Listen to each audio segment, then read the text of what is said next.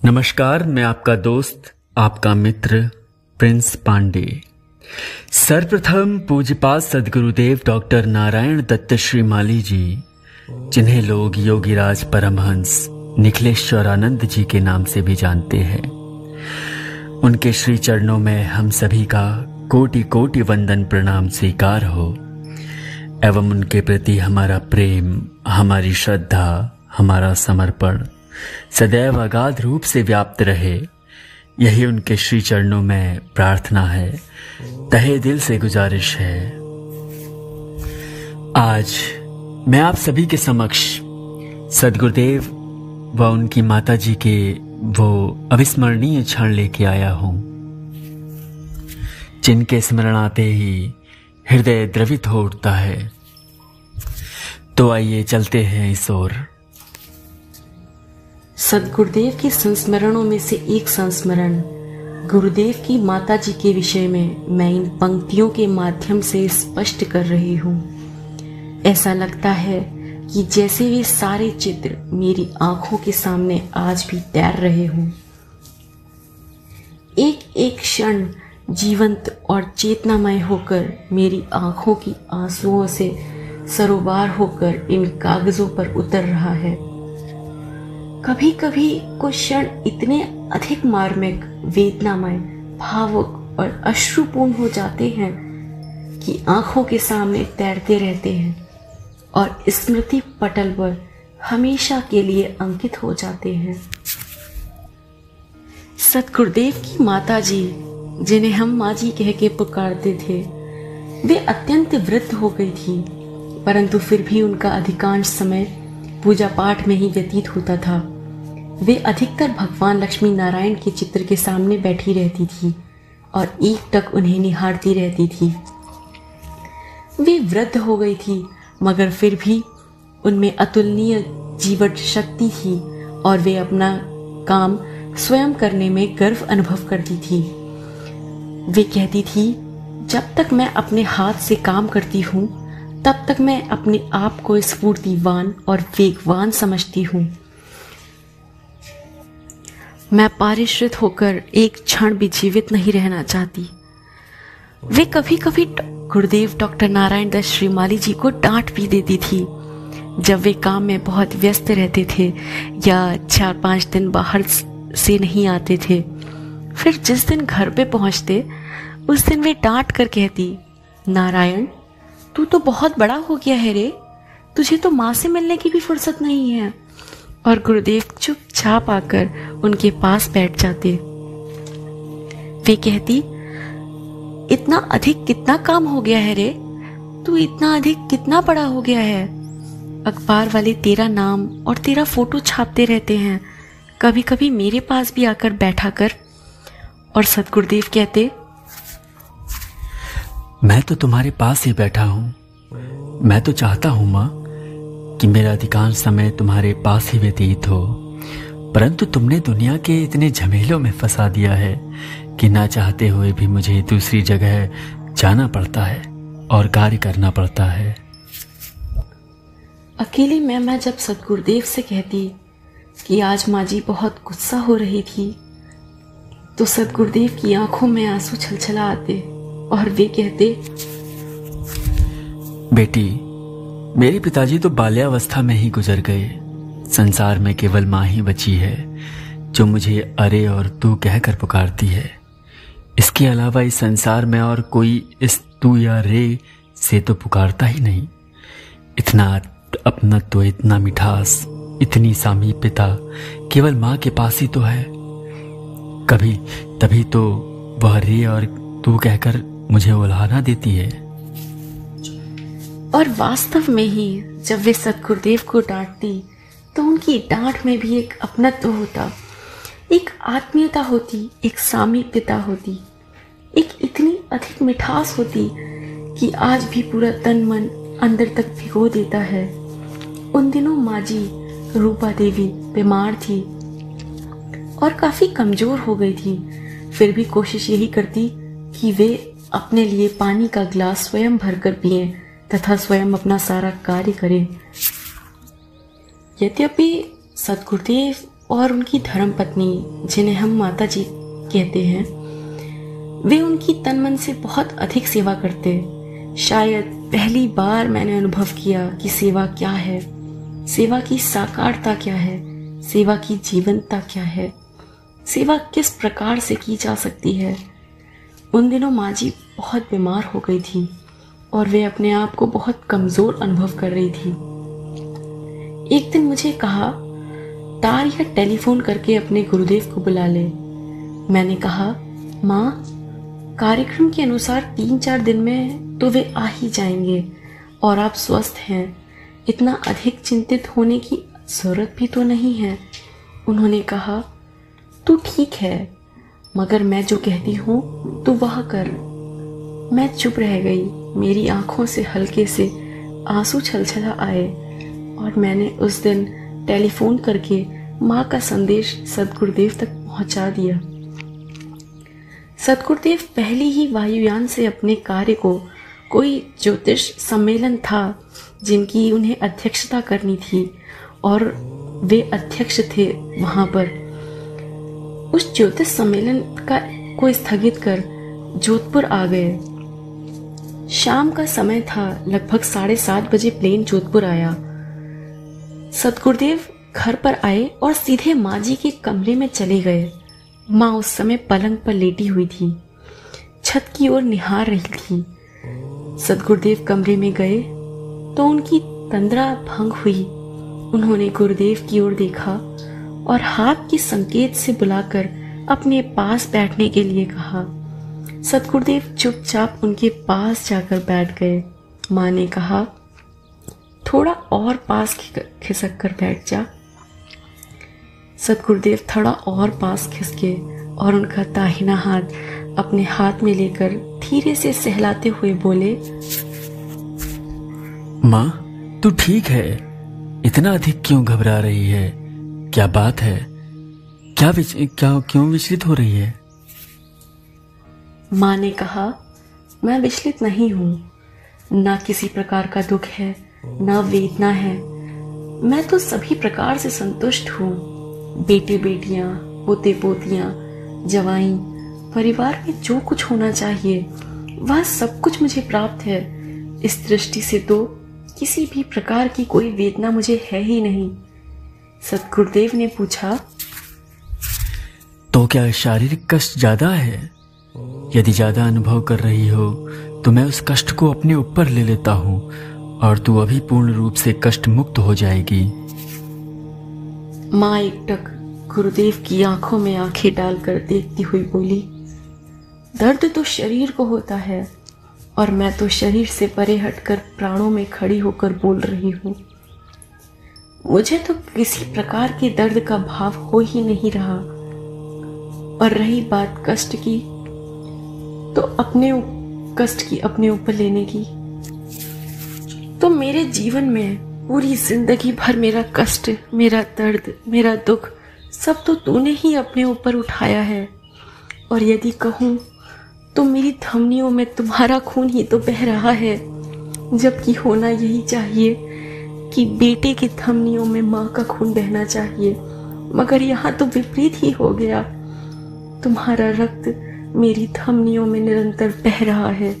मेरे रक्त का एक एक कण तो तुम्हारा है, जो आज मेरी नसों में, नाड़ियों में निरंतर प्रवाह हो रहा है।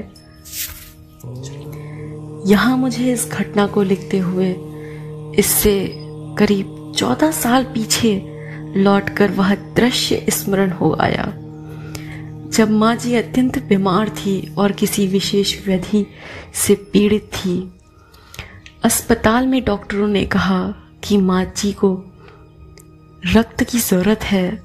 सद्गुरुदेव ने कहा, आप मेरा रक्त परीक्षण कर लीजिए।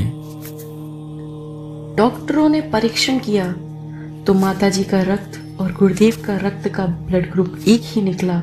और उस समय मैंने देखा कि धीरे धीरे बाकी सभी परिवारजन किसी न किसी तरह से खिसक गए थे या इधर उधर हो गए थे, जिसका तात्पर्य यह था कि कोई भी अपना बहुमूल्य रक्त देना शायद उचित नहीं समझता था। सद्गुरुदेव ने डॉक्टरों से कहा मेरे पूरे शरीर के रक्त की एक एक बूंद निचोड़कर मेरी माँ के शरीर में डाल दो।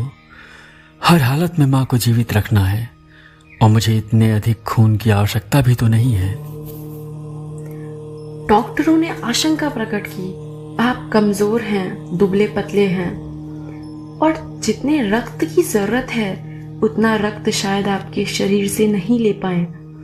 उन दिनों गुरुजी दुबले पतले थे। सद्गुरुदेव किंचित क्रोध से बोले, यह मैं जानता हूं कि मेरे शरीर में कितना रक्त है। आप बाहर से किसी भी प्रकार के रक्त की व्यवस्था ना करें। मेरे शरीर से रक्त निकालकर मां के शरीर में प्रवाहित कर दें और यह काम आप तुरंत करें। उस समय लगभग 1.25 लीटर रक्त सद्गुरुदेव के शरीर में से निकालकर मां के शरीर में प्रवाहित कर दिया गया था। उसी घटना को मां संस्मरण कर रही थी। सद्गुरुदेव ने कहा, मां, तुम बेकार की बातें कर रही हो। यह तुम्हारा ही तो दिया हुआ रक्त, मांस, मज्जा, अस्थि और शरीर है और इस शरीर का प्रत्येक अंग प्रत्यंग तुम्हारे लिए समर्पित है। यही तो मेरे जीवन का सौभाग्य है मां। मां शांत रही और एक टक सद्गुरुदेव की आंखों की ओर निहारती रही। उस समय माताजी सद्गुरुदेव की धर्मपत्नी भी पास में खड़ी थी। वह रात पूरी बीत गई और कुछ न कुछ बातें मां और सद्गुरुदेव के बीच में होती रही। सद्गुरुदेव ने कहा, आप अधीर ना हो, विचलित होने की जरूरत भी नहीं है। यदि आप कहें तो मैं आपको अपनी आयु का अधिकांश भाग देने में समर्थ हूं मां। मेरे पास ऐसी साधना है और आप बहुत वर्षों तक इस पृथ्वी पर जीवित, जागृत और चैतन्य बनी रह सकती हैं। प्रातः काल का समय था। लगभग 7 बजे गुरुदेव उठे। उठकर स्नान किया, वस्त्र बदले और दैनिक पूजा पाठ किया। उस दिन एकादशी थी, परंतु गुरुदेव का पूजा पाठ में मन नहीं लगा। इसलिए 9:30 बजे वापस माँ जी के कमरे में आ गए और मुझसे पूछा, क्या माँ को दवाई दे दी? मैंने विनम्रता से उत्तर दिया, आज माँ ने दवा लेने से मना कर दिया और मेरे बार बार समझाने पर भी दवा नहीं ली। सद्गुरुदेव ने कहा, माँ ये क्या कर रही हो? दवा क्यों नहीं ले लेती? माँ बोली, आज मेरी दवा लेने की इच्छा नहीं है और आज मैं पलंग से धरती पर लेट जाना चाहती हूँ।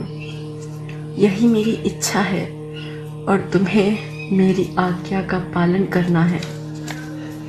सद्गुरुदेव 2-4 क्षण माँ की आंखों में ताकते रहे, फिर अपने हाथों से गंगा जल के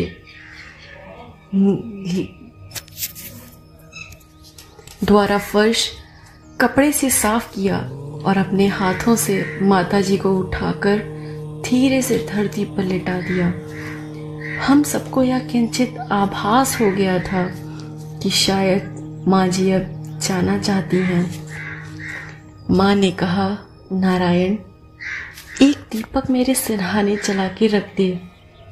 मैं दीपक बनाकर ले आई और सद्गुरुदेव ने वह दीपक उनके सिरहाने रखकर बिना किसी माचिस या अग्नि के जला दिया। माँ ने कहा, नारायण, एक काम कर, तू मेरे सिरहाने आकर बैठ जा और गीता का 15वां और 18वां अध्याय सुना। सद्गुरुदेव को गीता के दोनों अध्याय स्मरण थे। उन्होंने शांति से उनके सिरहाने पर बैठकर दोनों अध्याय सुनाए। उस समय माँ जी बिल्कुल शांत, निर्विकार, निश्चेष्ट लेटी हुई थी और उनकी आंखें बराबर ऊपर अनंत की ओर टकटकी लगाकर देख रही थी। तभी निस्तब्धता समाप्त हुई और माँ जी ने कहा, नारायण, थोड़ा नजदीक आ जा और अपनी जांघ पर मेरा सर रखकर मेरे मुंह में गंगा जल और तुलसी पात्र डाल दे। सद्गुरुदेव ने कहा, तू ये सब कर क्या रही है? मुझे तुम्हारी आज्ञा का पालन करना अनिवार्य है और मैं यह भी जानता हूँ कि तुम्हारे जाने का समय आ गया है, परंतु तुम अभी 5-7 साल रोग रहित होकर जीवन व्यतीत कर सकती हो। माँ ने कहा, किस लिए? जो कुछ जीवन में देखना था वह सब कुछ तो देख चुकी हूँ। शायद मेरी झोली में जितना तुमने डाला है उतनी तो मुझे आवश्यकता भी नहीं थी। प्रभु ने तो जरूरत से ज्यादा डाल दिया है। और मैंने देखा कि उनकी करुणार्द्र आंखों से 2 हल्के से आंसू छलछला आए। सद्गुरुदेव ने उंगली से उनकी आंखों से निकलते हुए आंसुओं को पोंछा। तभी माँ जी सद्गुरुदेव से बोली, मैं अभी तक भ्रम में थी, अभी तक मैं तुझे अपना बेटा ही समझ रही थी, पर तुम मेरे बेटे हो ही। पर आज प्रातःकाल मुझे पूर्णतः स्पष्ट चतुर्भुज रूपधारी भगवान श्री कृष्ण के साक्षात दर्शन तुम्हारे रूप में ही हुए हैं। और अब मैं अभी भी अपनी आंखों के सामने वही चतुर्भुज रूपधारी भगवान कृष्ण का विग्रह तुम्हारी आंखों के माध्यम से देख रही हूँ। अभी तक मैं मोहग्रस्त थी, ठीक वैसे ही जैसे प्रारंभ में भीष्म थे, और जब मैं उन्हें ज्ञात हुआ कि यह सामने खड़ा हुआ व्यक्ति कोई सामान्य व्यक्ति नहीं अपितु साक्षात ईश्वर का स्वरूप है, तो उन्होंने दोनों हाथ स्वतः जोड़ लिए।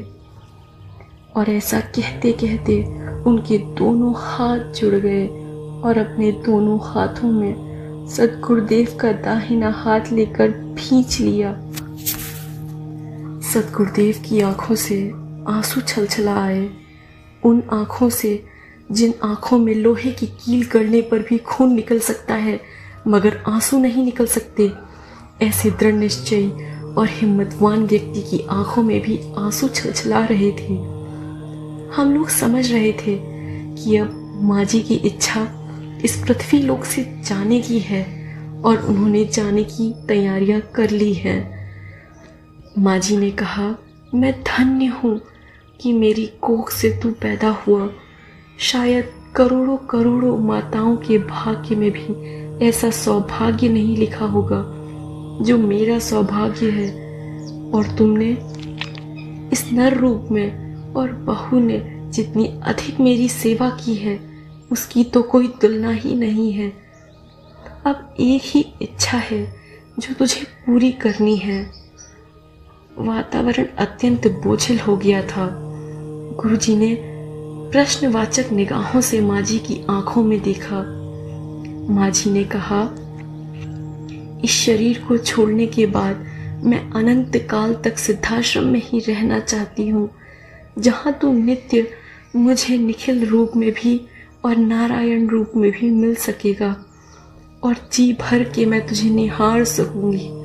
और दूसरा, तेरे ही हाथों से मुझे मुखाग्नि प्राप्त हो, जिससे कि यह शरीर अपने आप में पूर्ण शुद्ध और पवित्र हो जाए। सद्गुरुदेव चुप रहे, पर माता जी सद्गुरुदेव की धर्मपत्नी दौड़ती हुई बाहर गई और टेलीफोन पर डॉक्टर को बुला लिया। उस समय नंद किशोर जी, कैलाश जी, अरविंद जी सभी उस कमरे में विद्यमान थे। माँ जी ने अपनी बहू की तरफ एक क्षण के लिए देखा और कहा, तुम इस संसार की सबसे बड़ी भाग्यवान हो कि तुम्हें साक्षात नारायण प्राप्त हुए हैं। मैंने तो उनके श्री विग्रह का आज प्रातःकाल दर्शन किया है। जैसा सौभाग्य तुझे प्राप्त हुआ है वैसा सौभाग्य तो इस पृथ्वी पर किसी को प्राप्त ही नहीं। तू सदा सुहागिन रहे, तूने मेरी बहुत बहुत सेवा की है। और ऐसा कहते कहते माँ जी ने नंद किशोर जी, कैलाश जी, अरविंद जी और माता जी के सिर पे हाथ फेरा। थोड़ी देर बाद डॉक्टर आ गया। उसने पैरों को हाथ लगाया तो पैर ठंडे हो रहे थे। हाथों की हथेलियों को देखा, तो वे बहुत ज़्यादा ठंडी हो रही थी। हृदय की धड़कन को चेक किया तो अत्यंत धीमी गति से धड़क रहा था और नाड़ी बहुत ही मंद हो गई थी। डॉक्टर के चेहरे से लग रहा था कि पिंजरे में से पंछी निकलकर अनंत आकाश में उड़ने की तैयारियां पूरी कर चुका है और वह एक तरफ खड़ा हो गया। डॉक्टर के हाव भाव से हम सब कुछ समझ चुके थे। माँ जी ने कठिनाइयों से दोनों हाथ ऊपर उठाए और सद्गुरुदेव के सिर पर हाथ फेरा और धीरे धीरे अपनी बिखरते स्वरों को संयमित करते हुए बोली, मेरी कोख धन्य हो गई जिसने तेरी जैसी दिव्यात्मा प्रकट हुई। मैं अत्यंत सुखी हूँ और मैं सिद्धाश्रम जा रही हूँ। सामने देवता, रथ और ऋषिगण साफ खड़े मुझे दिखाई दे रहे हैं। तूने जो व्यवस्था की है उसके लिए भी मैं ऋणी हूँ। सद्गुरुदेव कुछ नहीं बोले। उनकी आंखों से निरंतर अश्रु प्रवाहित हो रहे थे। माँ जी का सिर सद्गुरुदेव की जांघ पर स्थिर था। उनकी आंखें सद्गुरुदेव की आंखों में समाई हुई थी। वे धीरे से बुदबुदाई, नारायण, अब मैं अपने प्राणों को तुम्हारे अंदर समाहित कर रही हूँ। और इतना कहते कहते माँ जी ने अपनी आंखें बंद कर ली। हमने देखा कि उनके चेहरे पर एक अपूर्व शांति विद्यमान थी और साथ ही साथ हमने देखा कि जो पीछे दीपक जल रहा था बिना हवा के फड़फड़ा कर बुझ गया। चारों तरफ एक प्रकाश, एक सुगंध सी व्याप्त हो गई, मगर साथ ही पोतों की, बहुओं की और अन्य सभी लोगों की रुदन वायुमंडल में व्याप्त हो गया। सद्गुरुदेव ने धीरे से उनका सर कर्म पद्धति के अनुसार पृथ्वी पर रखा और अगले कार्यक्रम में जुट गए। धन्य है वह माँ जिनकी कोख से सद्गुरुदेव जैसे अनिर्वचनीय व्यक्तित्व ने जन्म लिया। उनकी पुण्य स्मृति पर उन क्षणों को इन पंक्तियों में अंकित करने का प्रयास किया है। यह मेरा सौभाग्य है। वास्तव में ही इस प्रकार की तेजस्विनी माँ जी को हम सभी का शत शत नमन और वंदन। जय निखिलेश्वर।